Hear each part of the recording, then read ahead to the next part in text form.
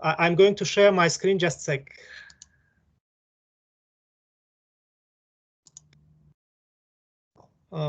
Hope you can see my screen, right? Yes, we can see the screen. So the title of my presentation is Fintech Landscape in Tajikistan and the Challenges and Opportunities. It must be said that Fintech in Tajikistan has been developing quite rapidly over the last couple of years. And that's because Tajikistan's banking sector is still recovering from the financial crisis that hit the sector back in 2015 and 2016. And it became obvious that those financial institutions that are eager to use the latest developments in fintech, they can get better financial results. They may be more efficient comparing to the traditional financial institutions that have still a quite wide branch networks throughout the country, which may not be financially sustainable. So this is about the driver of fintech, recent driver of fintech in Tajikistan, and lessons learned during the course were proposed to the National Bank of Tajikistan as a regulator of the financial sector in the country. And the overarching aim of the proposal was to facilitate development of fintech in Tajikistan, particularly through providing proper environment which could be conducive to development of modern financial services and products to be offered at the local market.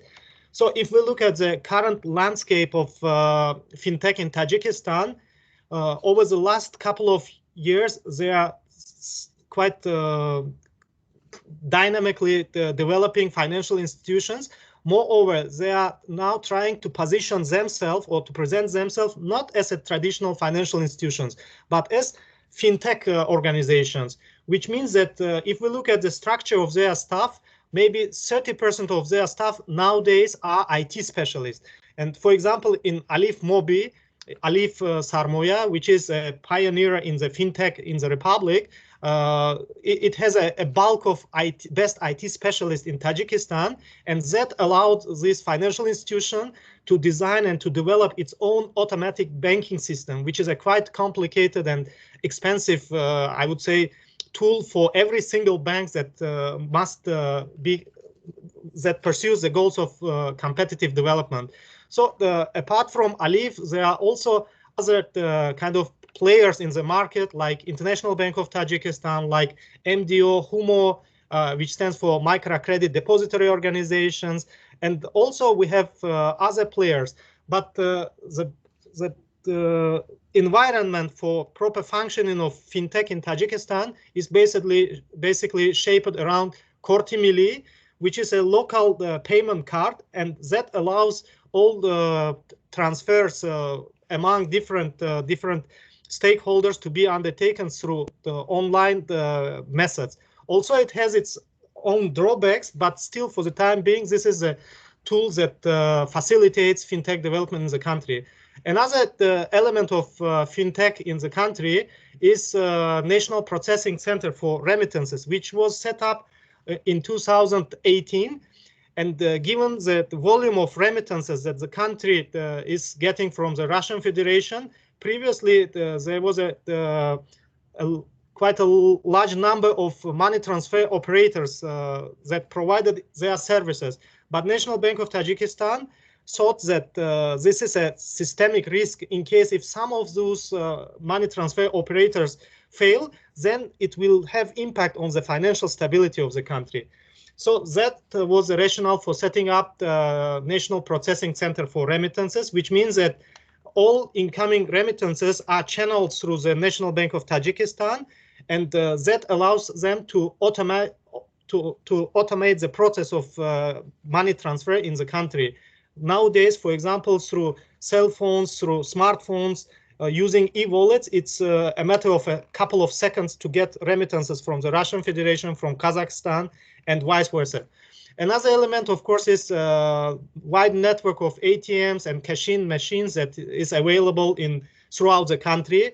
In Tajikistan, we have also 2 credit information bureaus. which provides credit scoring or underwriting functions for fintech companies to fastly process transactions when it comes to the lending to customers.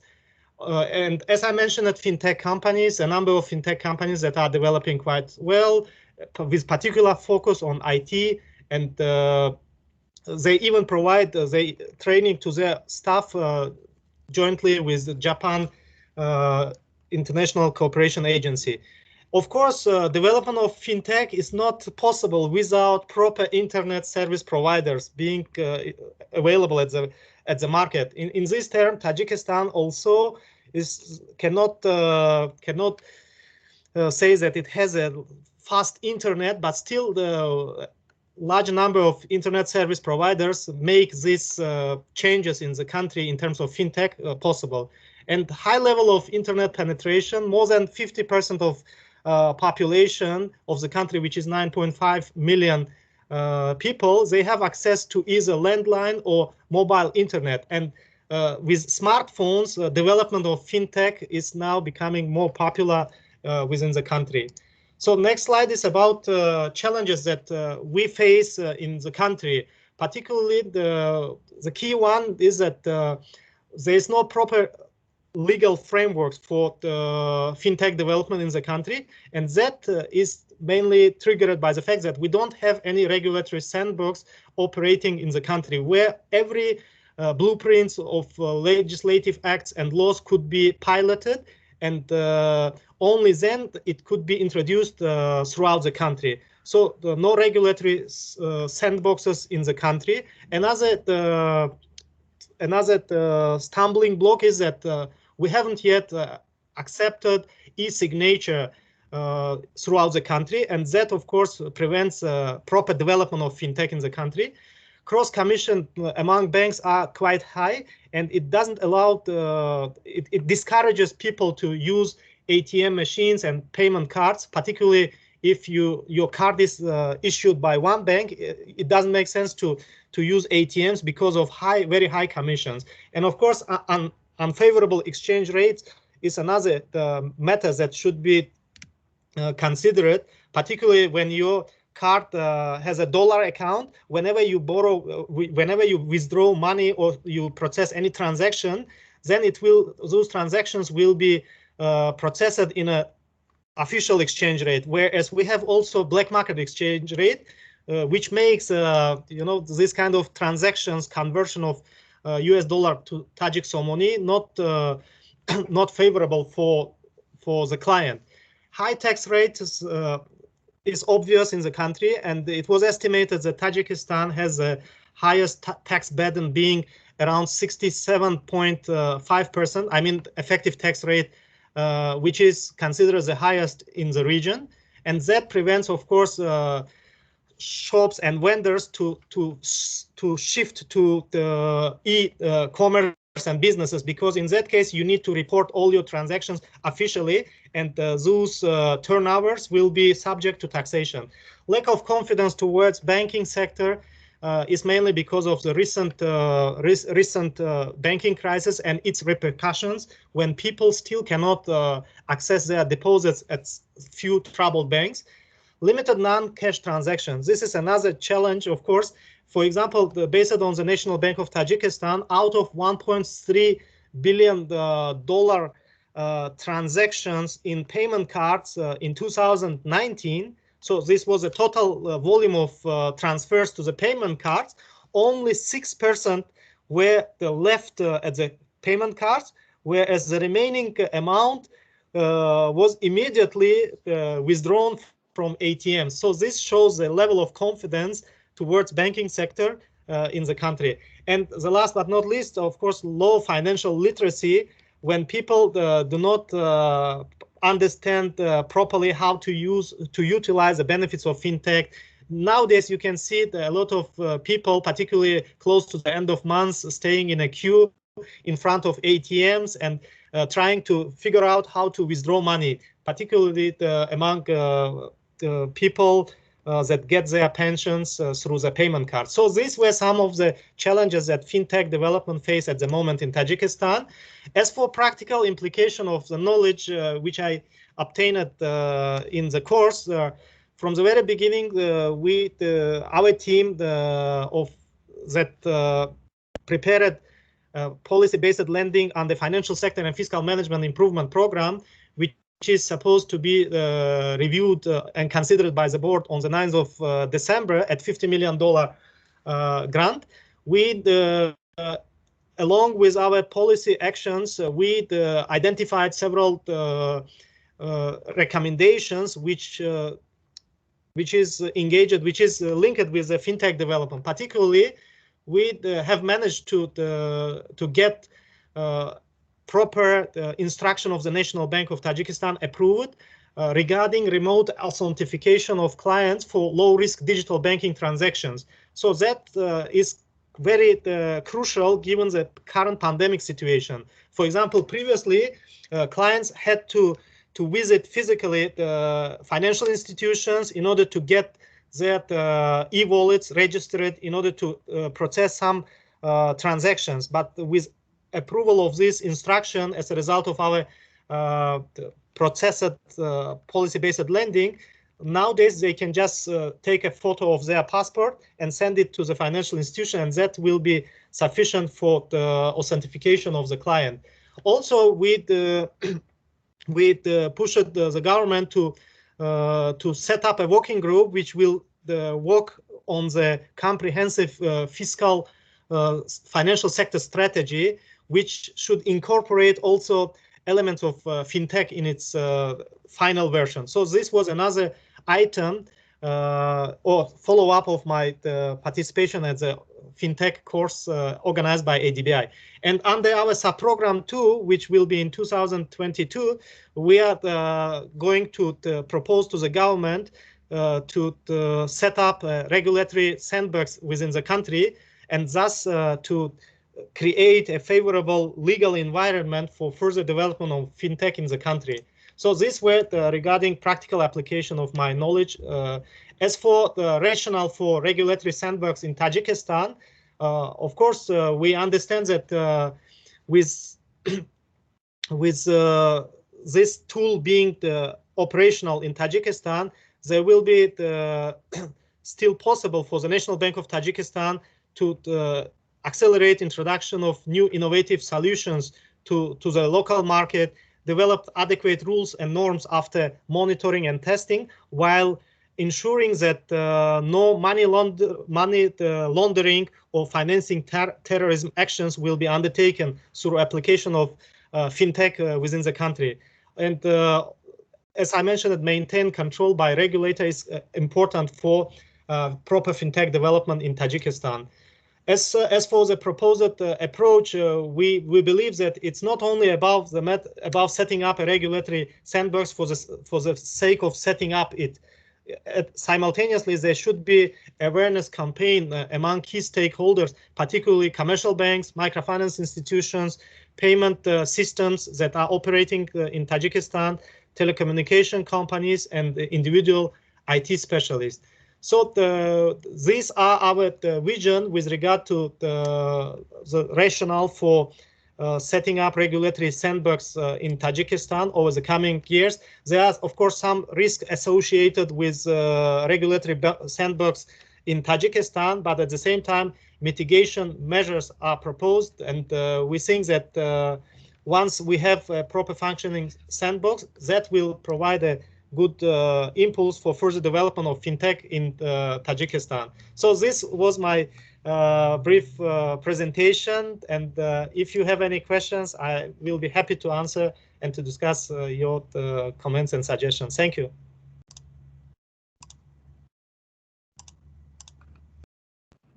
Thank you, Mohammadi, for sharing with us the landscape in Tajikistan and the related ADB projects, particularly the plans for the regulatory sandbox.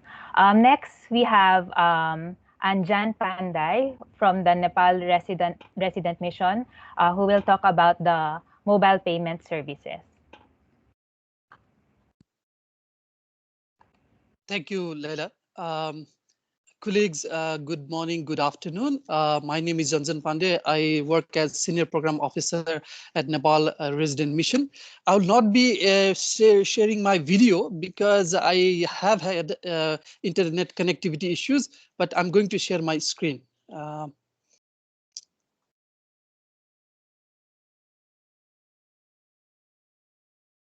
Okay, it's loading up. Leila, can you see my screen? Yes, we can see your screen.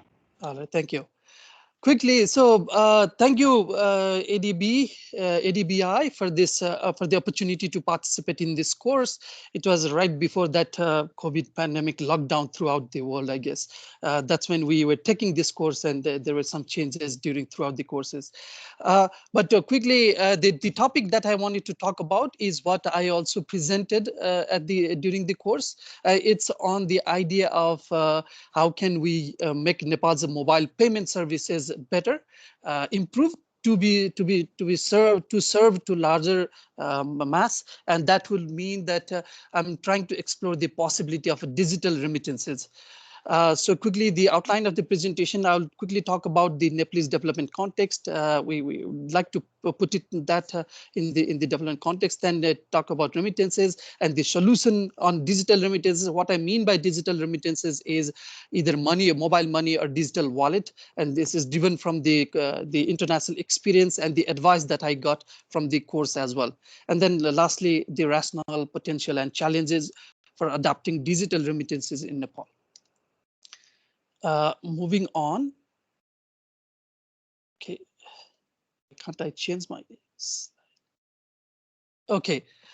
So as you probably know, Nepal's development story is intricately connected with remittances. We are among the largest remittance receiving country. 2019, about 30% of the size of remittances was about 30% of GDP. Even during pandemic, we continue to get remittances. So mid-July 2020, from a year earlier, we received close to 8 billion. Against a lot of prediction, it fell only slightly by about 3.3%. Since then, in the last 2 months, we have already recovered. I mean, there are signs of some recovery in remittances, but yet to see the full picture. Then talking about the number of migrant workers abroad, we have substantial number of migrant workers, especially these are working labor in either Gulf countries, GCC countries, Malaysia, Korea, and different these places.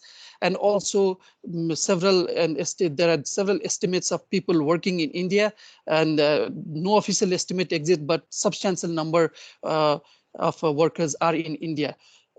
So how can we facilitate remittances being received from these people through the adoption of digital technology? That's what was the motivation behind what I discussed at the course.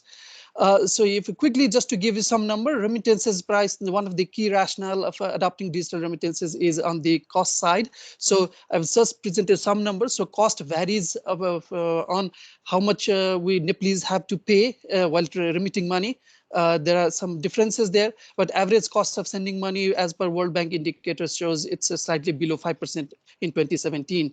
As you know, SDG target is for remittances cost to be lower than 3% by 2030, and also less than 5% in any country-to-country corridor by 2013. I also found that this GSMA, it's a industry group of mobile money operator.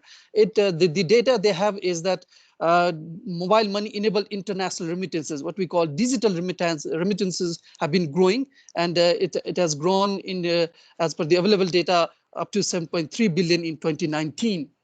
Also then wanted to link this remittances story to development side by talking about some of the fundamentals that we always like to talk about: access to electricity, internet user, and mobile subscription. There are some numbers. These are encouraging, I would say, but these alone will not be enough to understand the potential. So we'll need to dig deeper. Moving ahead. So then the second, the way that the reason for me to, the motivation for me to argue for digital remittances is there are some issues with the traditional way of remittance. I've just tried to simplify the process here.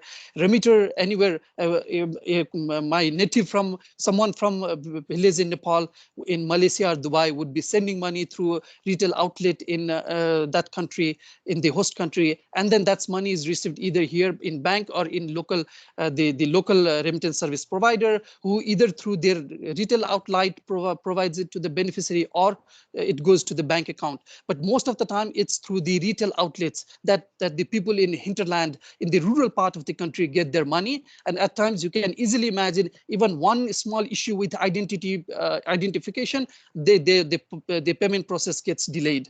So a key issue is time consuming and costly.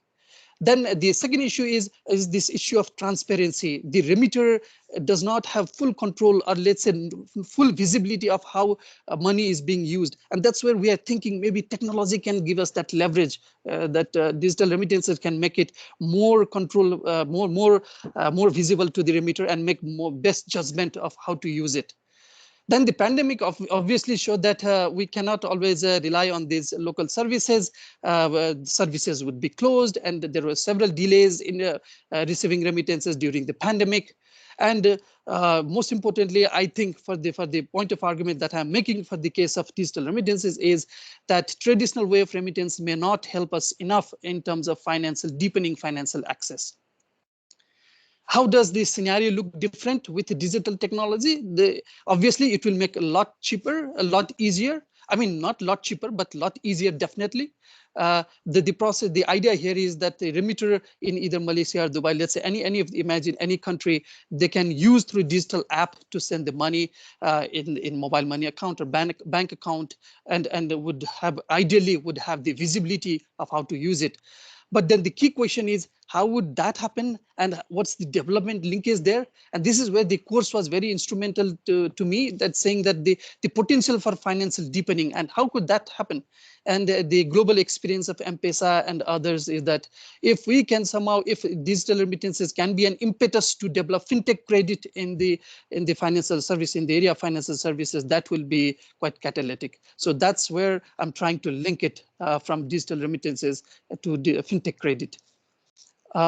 Then I would just quickly touch base upon how I discussed this during the course as well. So this was part of the slides from the course that I presented. So if I were to wear a regulator's hat, unlike in Tajikistan, in Nepal, there is no financial sector program looking into digital adoption and all this. So I had to just think of a counterfactual scenario where if I am a regulator arguing for digital remittances, these will be the key steps. I would have to do demand assessment of how much this product will be in need, supply assessment, what would make the companies provide this service, and then whether there needs to be some additional side products to be supplemented. Then the regulatory assessment, similarly technological environment assessment, what is the availability of technology currently in the country, what will need to be procured, what is the level of human resources in this area. And with all that, then a sandbox could be created with a license for a short period to trial out digital remittances, and hopefully things working out, will have a successful pilot, and that could be adopted. So this was the idea that I presented. But then when I knew that I had to present at this group, then I thought maybe let's dig a little bit more. And then I've been talking with industry player and regulator, trying to understand this market even better. So these are a few slides that I just wanted I think this will be helpful in the context of our discussion. So in May, I said that this cross-border digital remittances is a possibility. Luckily, what happened was in September 2020, Nepal Central Bank actually issued a notice allowing existing payment service provider to use digital wallet for cross-border remittances. So actually, this was the idea that I was arguing for. But we are yet to see what is the extent of this approval means from the central bank, how usefully market adapts that is yet to be seen. But why this happened is the interesting point. that post-COVID, in the wake of COVID, I think the host countries regulators are waking up to the need of making it safe for migrant workers to remit money. Otherwise, the pandemic could easily spread. So that has been an impetus for this regulatory move from the central bank.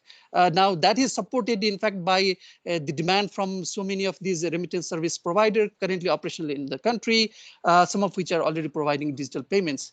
Now, to add to that, the global evidence also shows that digital technology will bring cost down. The earlier cost that I showed for Nepal perhaps do not include the full cost of wait time and travel time, all those. But some of these studies show that actually there is some evidence of a declining cost with the adoption of technology.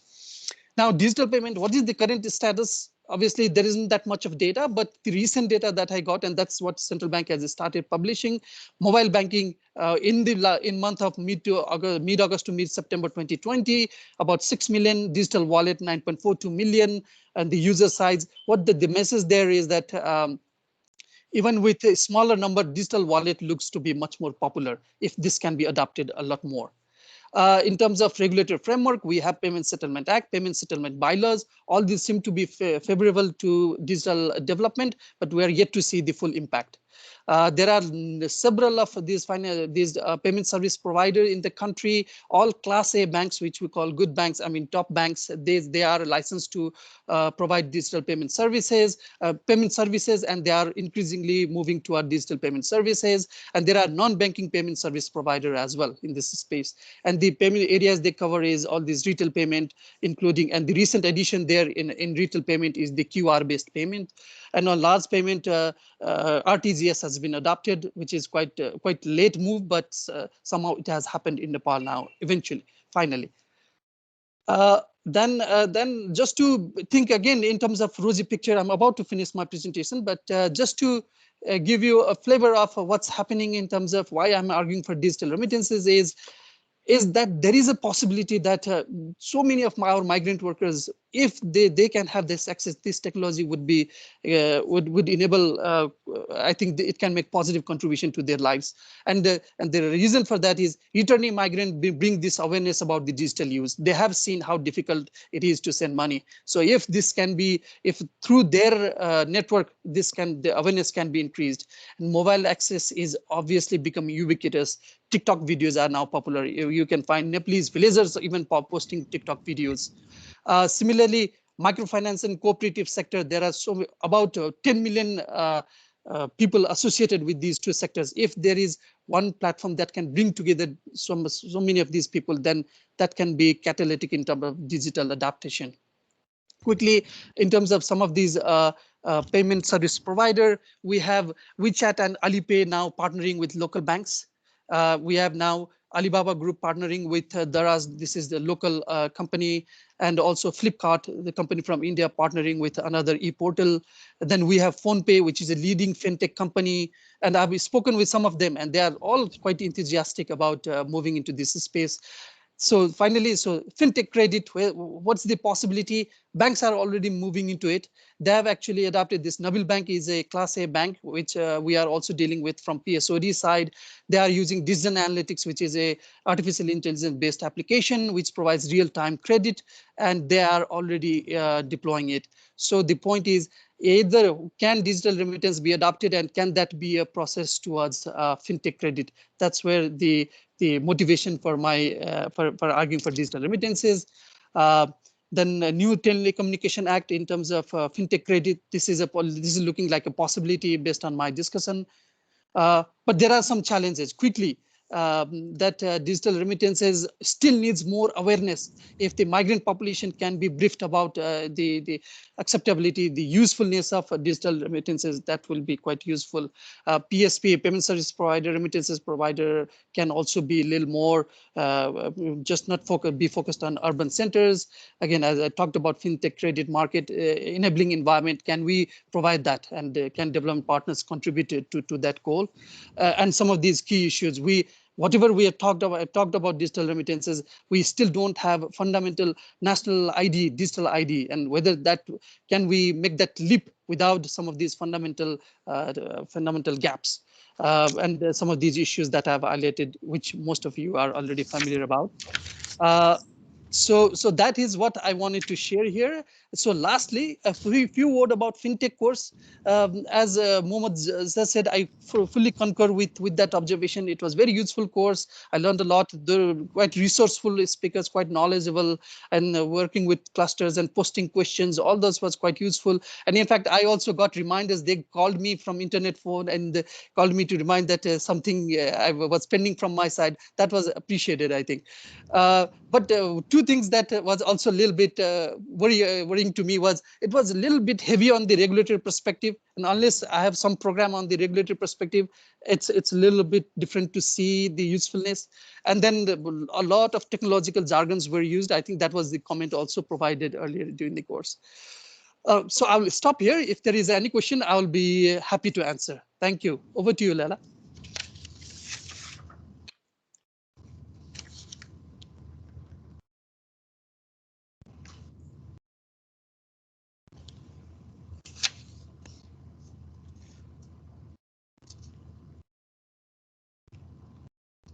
Hello.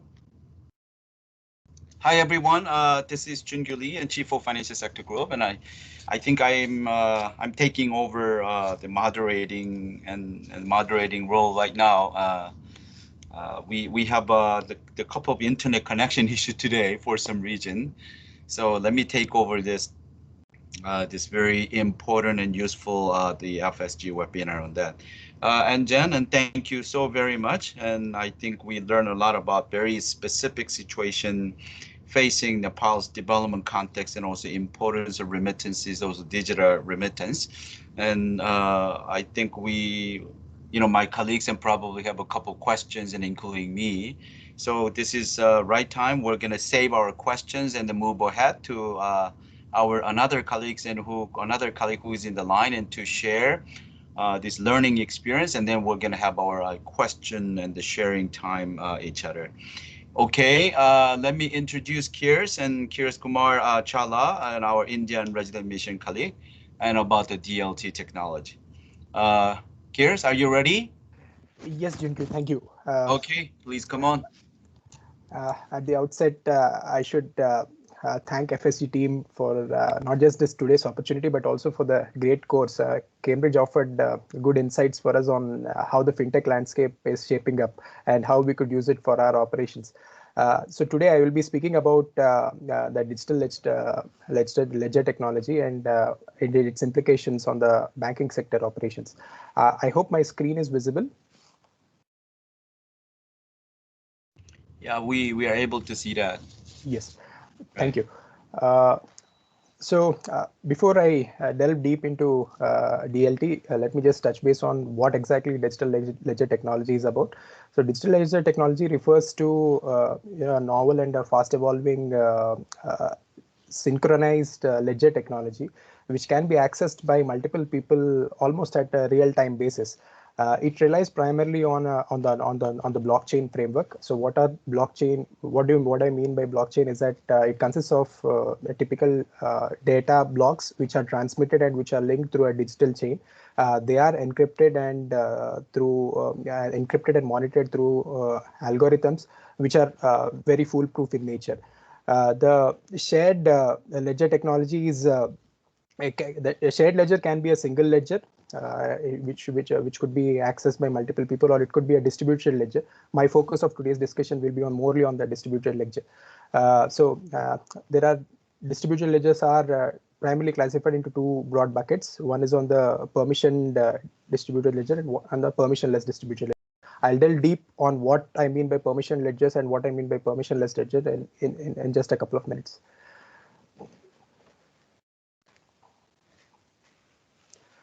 So if you were to look at the properties of digital ledger technology, so this is this slide actually summarizes it.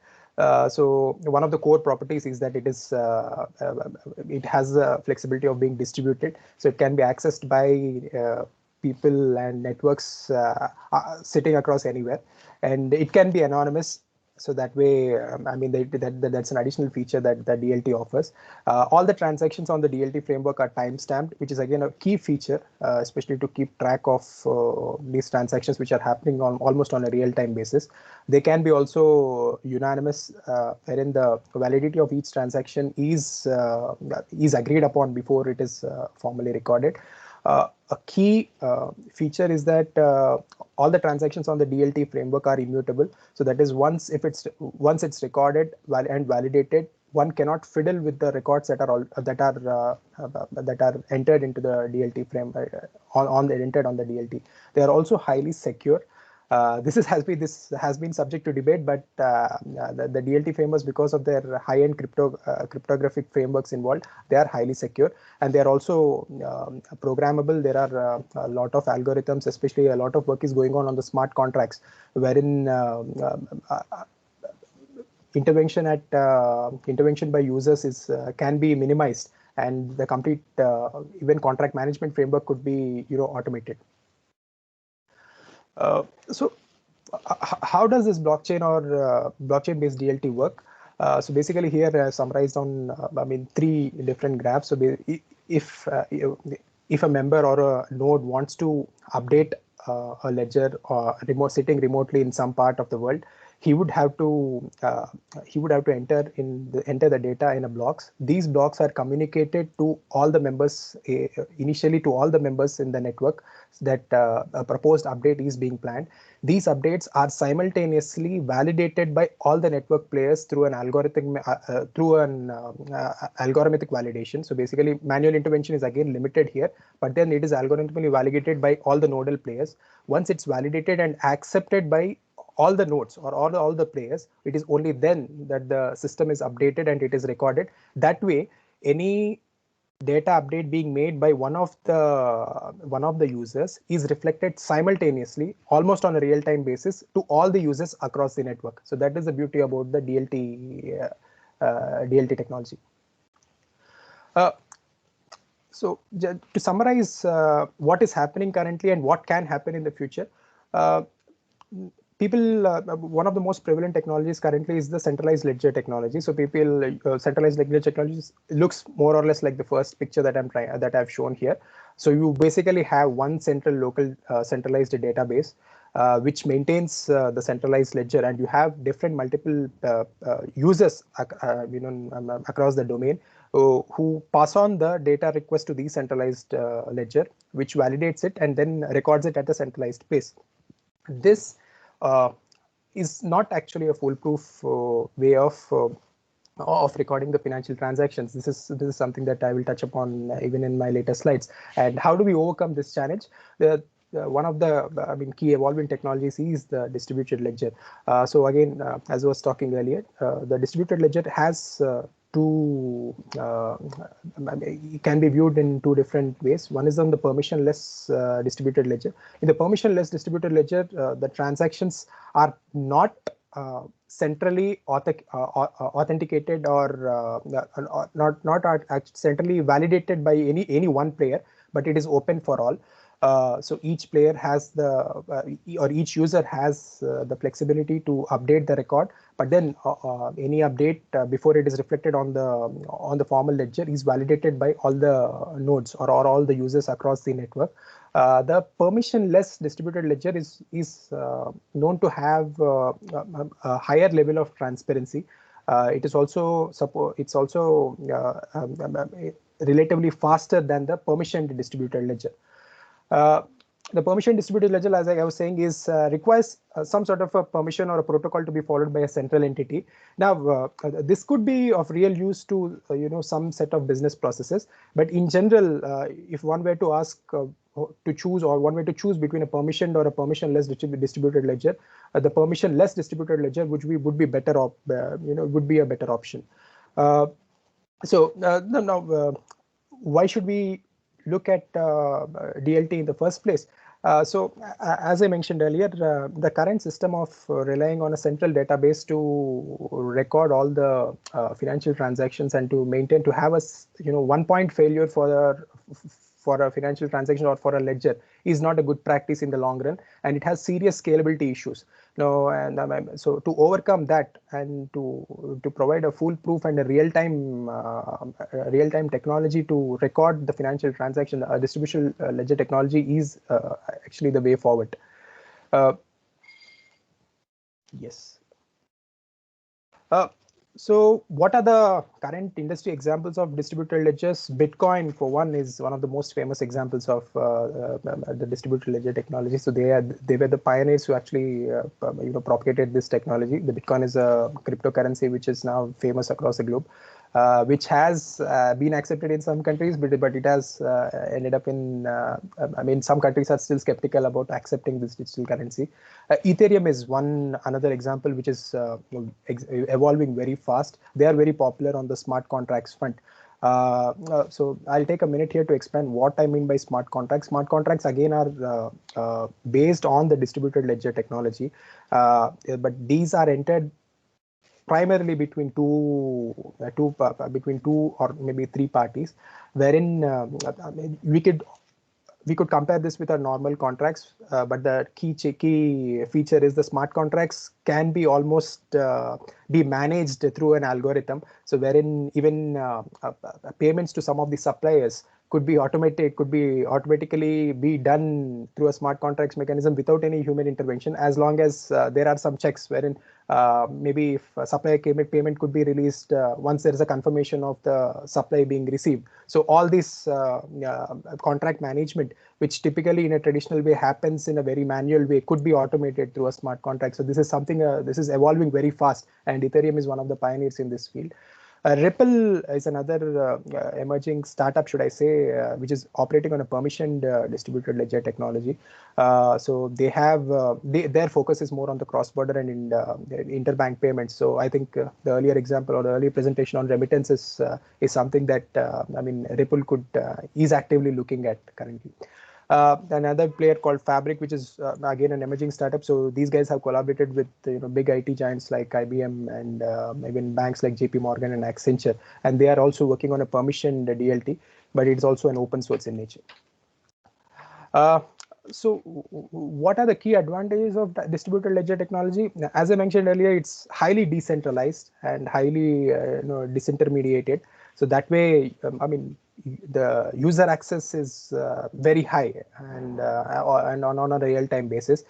It also provides greater transparency and provide the ease of auditability is very high. Which I believe is the need of the hour in the banking sector. It has high degree of automation and programmability, which could be the way forward as we move into a digital technology driven culture over the next few years. It is immutable and it is highly verifiable. When I mean immutable, again, once a record is entered and validated by all the nodes or by all the users, it cannot be changed. So that is a key feature of a digital ledger technology. It has obviously high speed and efficiency. There are significant cost reductions that can happen by employing DLT at a large scale. And yes, it has because of the high-end cryptography, it has a high amount of cybersecurity and resilience. Yeah. Like any technology, it has its own challenges. So the DLT is still a technology which is yet to fully mature.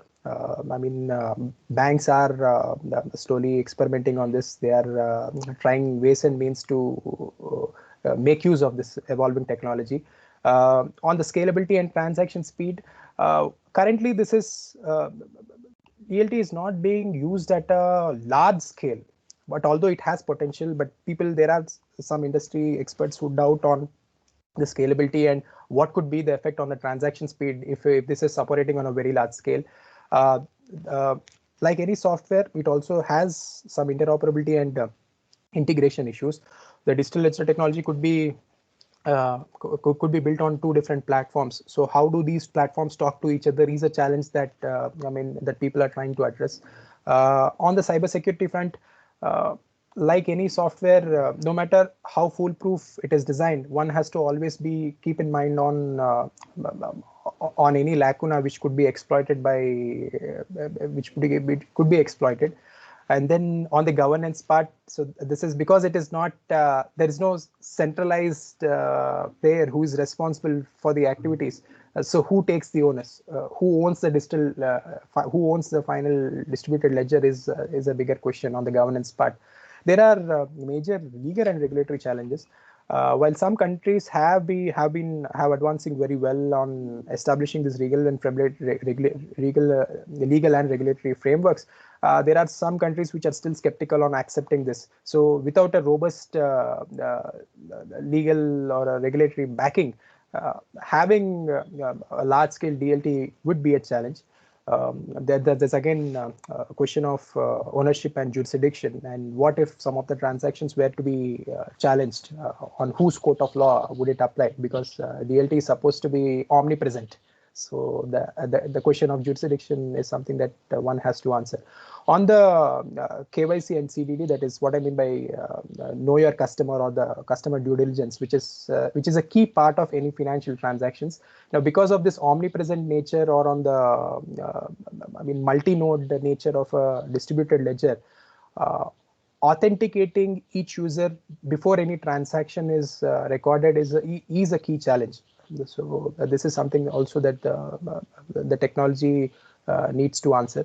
And then because of the immutable nature that I was talking about, what are the recourse mechanisms? What if a false transaction is recorded, although it is validated and accepted, but you cannot go back and change the transaction? In that case, how do you make the transaction void? So that is another challenge that the DLT technology needs to answer. On other challenges, yes, there is, the concept of privacy does not exist. One could argue that in a permissioned distributed ledger, there is a sort of restriction on the data visibility on the data access, but still that does not completely answer the question of privacy. Maybe some of the financial transactions people would like to keep it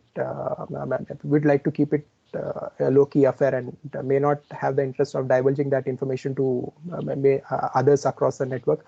And then there are also environmental costs. I mean, if the distributed ledger technology, like any IT technology, takes up in a large scale, in a large way, I mean, what are the environmental implications? You could end up establishing a lot of IT hardware and subsequent power generation. So whether is it really environmental friendly? That is something that needs to be answered.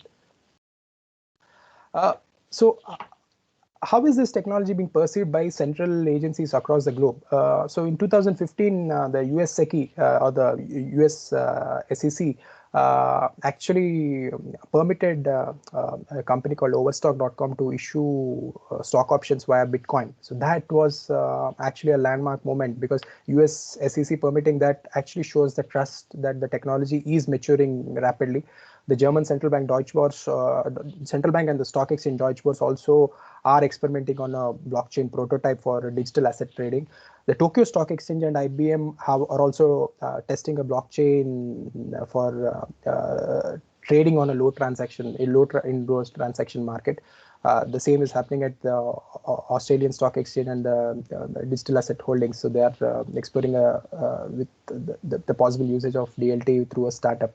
The South Korea's stock exchange, that KRX, has launched a Bitcoin as a blockchain-based market for equity share startup using so that the startup is named as a Korea startup market. So they have the South Korea's security exchange has partnered with KSM for establishing for clearing counter stock or domestic stocks over the counter during the trade stock exchange. So the reason I put these examples up for everybody's notice is that the fact that some of these central agencies are taking a serious look on the digital ledger technology means that the technology is maturing rapidly, and hence we cannot push that this is still yet to evolve and this is still yet to scale up. So when these nodal agencies are taking this up in a very serious way, so it means that it is time for others also to actively look on the immense possibilities that digital ledger technology brings on the table. Let me talk about the potential applications of DLT. First, focus will be on the financial sector. So yes, obviously, the first key priorities on the money and payment side. Distributed ledger technology will have serious implications on how the businesses are done on the digital currencies, payment authentication, forex, or the micropayments front, especially also on the remittances front. On the financial services and on infrastructure, and this is where I feel that ADB could take a serious look. There are serious implications on totally revamping how we do business on the asset registry, on the syndicated loans, or maybe even on the insurance front. Although this is yet to pick up in a big way on the insurance because they are still very risk averse. Then I also already spoke about some of the developments happening on the capital markets front. There are some pilots happening on the collateral registries and ownership registration. For example, land registries, property title or registries, etc., could be bought on DLT, which could totally digitize the entire landscape of property and property registration or property ownership. Internal systems and financial service providers also could actively explore DLT because of its multiple advantages and because of its nature to be available across multiple places almost on a real-time basis. Does it have applications in other sectors? Yes. DLT has serious applications on governments could look at using DLT for some of the identity recording solutions, for example, for recording births, marriage, death certificates, etc. There are implications on trade and commerce because trade, especially on when it's happening between countries and across different geographies, DLT can be a key technology which can be banged upon. Surprisingly, there are implications even on the agriculture front as well. So even we may feel that is one of the sectors which is slightly away from technological developments, but there are a lot of transactions even in the agri sector which could be bought on to high-end fintech-based DLT platform.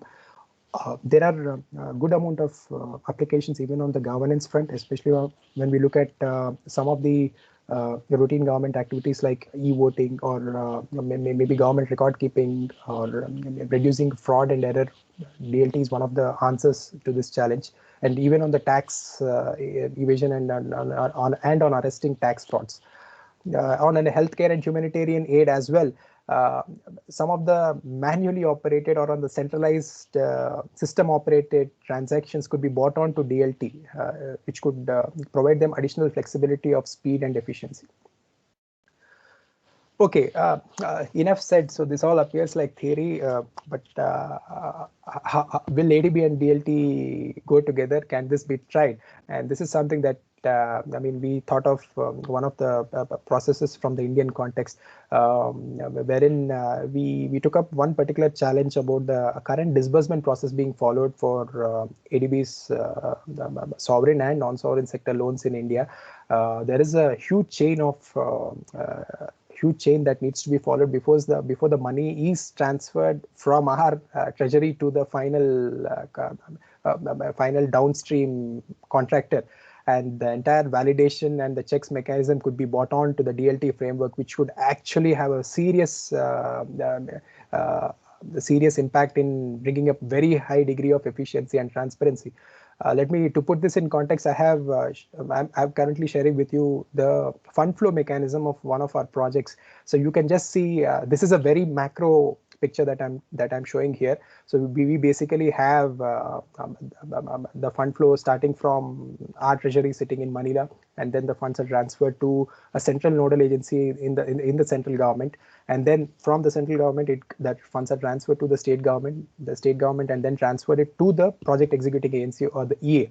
And then EA, in some instances, there are IAs. In this project, we had 4 different implementing agencies. And then from the EA's finance department, the funds are further transferred downstream to the implementing agencies, wherein the entire validation process again takes place. And only then the final payments are released to the suppliers or the contractors. So this is a huge chain. Please don't get deceived by the blocks that I've shown here. Each block is having its own processes to be taken care, its own ledgers to be maintained, its own record keeping to be maintained. Why not actually bring all these processes on a DLT framework wherein all the users have real-time access to a single ledger, which could be updated on a real-time basis and could be validated on a real-time basis, wherein the current fund flow typically takes maybe around 2 to 3 weeks for the ultimately for the funds to be disbursed to the downstream contractor or the consultant. But what if we could take up bring down this 2 to 3 weeks processing time to maybe to an hour or maybe to a maximum to a day? So this is something which is really revolutionary, which could actually be piloted. But then one has to answer some of the challenges before we could go do that. But I just wanted to bring the kind of possibilities that DLT could offer, even for some of the processes within ADB. So I will just stop here. Thank you for your time, and I'm open to any questions from. Thank you. Thank you very much, Kirs. It is very interesting and also useful presentation again, and DLT definitions and challenges and opportunities and issues, and also the applications.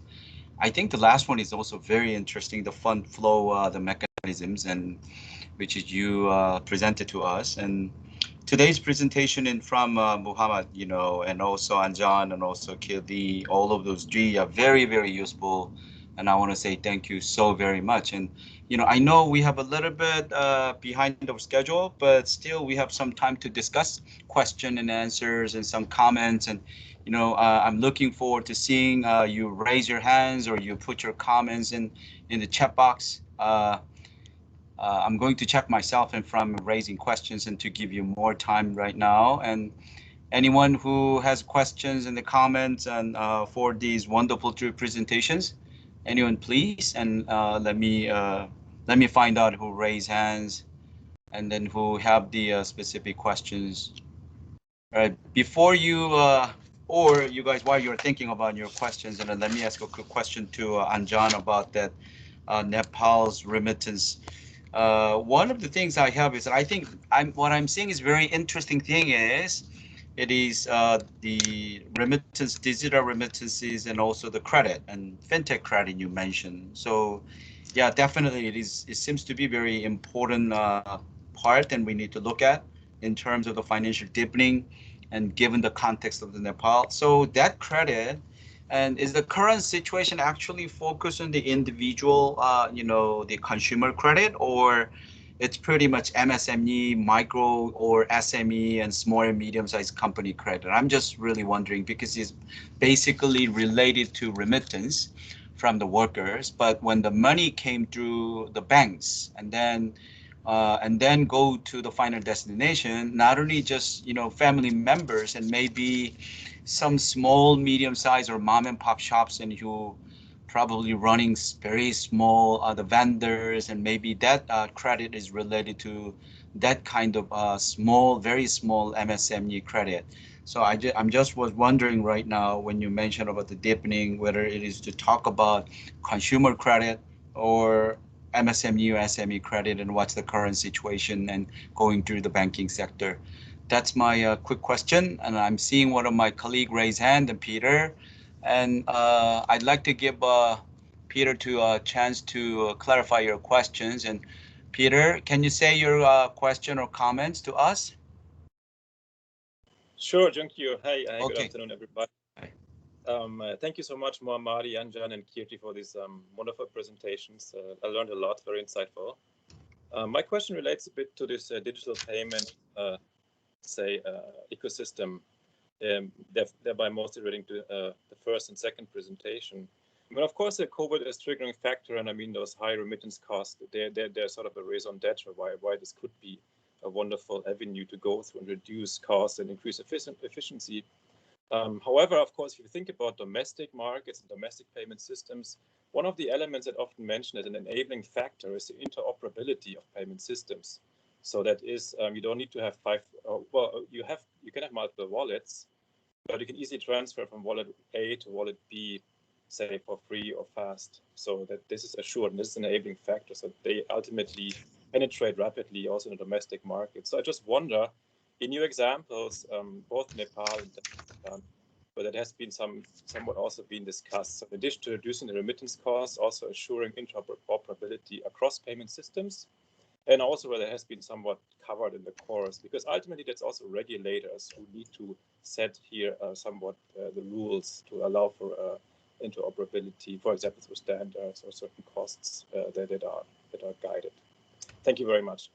Yeah, thank you very much, Peter. I think that is also the very important questions. As you know, the healthy digital ecosystem, it's very important, and interoperable systems are sort of instrumental in building a healthy digital ecosystem. But in order to make it actually, it's an active participation of the various suppliers and also the consumers are needed. So that means in term, it may be some sort of scalability or some scale economies and also involved, and I think it's a good question. So let me get back to my colleagues and who presented today and to respond these two questions while others are preparing their own comments and questions. And so maybe Muhammadi first. Thank you, Yunki. Thank you, Peter, for the very good question. In terms of the scale of the fintech development in the country, I'll share with you just one figure. If we look at the level of private sector lending to GDP in Tajikistan, it is roughly above 15%. Whereas if we compare with peer economies with the same level of income, that indicator exceeds 30%. So this shows that there's a potential for the growth of private sector lending, and through fintech, this will be more efficient.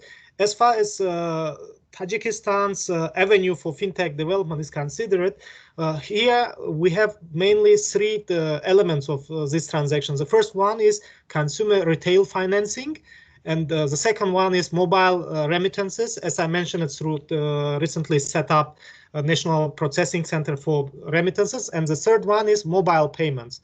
So these things are quite popular at the moment. Also, there are some kind of, outdated practices still being used. For example, recently, when a sales manager of electricity company visited my house and wanted to get payment for electricity bills, I said, I'm going to pay through e-wallet. He said, oh, please don't do that because our salary is linked with the volume of cash that we bring. So this discourages, may discourage some people to utilize the benefits of e-wallets and modern fintech application in the country. Thank you. Oh, okay. All right. So we don't want to support that argument. The technology take away people's job, but it looks like it's real storyline is there. Okay, yeah, Anja, please. Yeah, Jinky, thank you for that question. Actually, that's the idea. So so whether this digital remittances as a result of pandemic response, can that be a catalyst to what has already been happening in terms of digital use of digital technology, also towards moving into credit space. Now, as you said, well, currently this AI-based application, that's what I learned from this one of these banks. It's a bank authorized to provide credit, so it's doing it for its individual customer, not even for businesses. It's only for customers. It's individual customer payroll account, and which they can clearly see, their system can clearly see and make that decision. But in terms of going for SME, so that's the potential, and that's where I was told by an industry expert that the microfinance sector and the cooperatives, these two together can serve up to 10 million customers. And they some of the bigger microfinance, they have their system, their payment system, they have ATM system also operating, but most of them, they don't. And that's where, if somehow, so can there be a system which can bring them together? It sounds like quite a bigger task, but that's where the potential, and because these cooperatives and microfinance serve the rural areas and from where the migrant workers come, so that's where the linkage will also be. So remittances can provide that info, then that clear information on credit history, payment, use of money, and that can somehow lead to, that's the argument, whether that can lead to fintech credit development. Currently, it's just starting to emerge, but a long way to go, I would say. So is there any policy framework to foster that, that remittances and going to be connected to the microfinance, especially in the rural area, you know, it's many small farmers and also small householders in rural area. They're actually dependent on these remittances and coming from these return workers or the migrant workers. But though when they're dependent on, it's not only just their consumption dependent on, but also their small businesses are also dependent on, right? So if Yes. that is a sort of the interest, is there any discussions there and actually trying to promote this linkage? Well, we have what is called financial sector development strategy, 5-year strategy that has Right. just ended. The new strategy will be worked out, but the regulatory inertia is still, I think, would be a bigger challenge here, because even for this digital remittances, when I was speaking with the person, my key concern was, well, what you have done will just make it a marginal improvement for workers in Malaysia, but think about all those workers in India, which is right next door. And if can we make that happen? And there was clearly no, that is not our focus, because what these workers from India bring is not that much in terms of volume. It's not that much. It's larger. It's much difficult to coordinate. So they are already, I mean, regulators are already not that interested. But where I think is the potential is the coming from the private sector. So this fintech company, the payphone that phone pay that I mentioned there, it has 95,000 retail outlets. Even in remote area, if there is a shop, there will be an outlet for some kind of digital services. So I think these private, when they see opportunity, that's where the push will come from. And they probably will be an important player in this discussion on what the regulators need to do and how this can be be a path towards progress. But as of now, there is discussion. They do recognize, but I think key other challenges also. I mean, how do we manage this lack of infrastructure? We don't have any national digital ID. How are we going to manage AML KYC issues with all that eye of AML CFT bodies, global bodies in Nepal? How are we going to manage that? That also remains a challenge for regulators. So it's not. I think it's a multi-pronged challenge, I would say. Oh, okay. And you want to say anything about Peter's question, digital, ecosystem? Yeah, interoperability. Yes, that is clearly. I mean, that's where I think development partners are moving in. As a result of which, RTGS, which I think is a quite late move in Nepal. Neighboring countries have had that a long time back. Now we just have had RTGS introduced as a support from one of the bilateral development partners. Now the national payment switch is being discussed. That's being processed. So that will make all these several payment system much more interoperable, much more connected. But I think the more interesting, again, I see is from the private sector part.